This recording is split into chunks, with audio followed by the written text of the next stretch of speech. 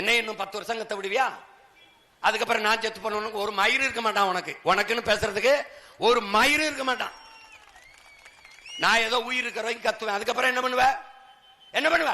ஸ்டாலின் கொடுப்ப, அப்புறம் அவர் மகன் உதயநிதி கொடுப்பா, அவர் மகன் இன்பநிதி கொடுப்ப. எங்களுக்கு என்ன மயத்த கொடுப்பா? எங்களுக்கு என்ன கொடுப்பா? தண்ணி கொடுப்பியா? கல்வி கொடுப்பியா? வேலை கொடுப்பியா? இல்ல மழையவாது காற்றையாவது எதையாவது வச்சுட்டு போவியா? என்ன வச்சுட்டு போவ? கடன் 20 லட்சம் கோடி 25 லட்சம் கோடி வச்சுட்டு போவ. வேற என்ன தருவா? எங்களுக்கு என்ன இருக்கு? திமுகவுக்கு மாற்று அதிமுக, அதிமுக என்ன மாற்று? ரெண்டும் ஒரே கட்சி, ஒரே இடத்தில் எப்படி திருவிடுது என்று பயிற்சி எடுத்தவர்கள். தனித்தனியா திருடுவான், கூடி பிரிச்சுக்குருவான்.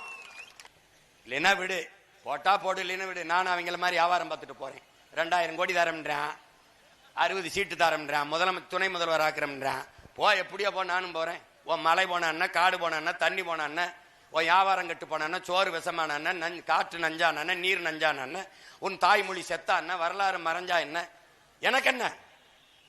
நான் என்ன கொஞ்ச நஞ்சா காலா கத்துறேன்னு நினைக்கிறியா?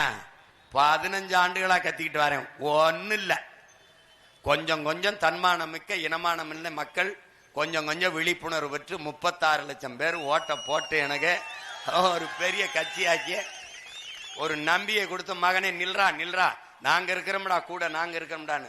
இந்த வேலையை நான் செய்ய வந்தவன் இல்ல, காலம் வரலாறு கட்டளையிட்டு காயம் களி காலம் கையெழுத்து இறக்கி விட்டுருக்கு, போய் நில்லுன்னு.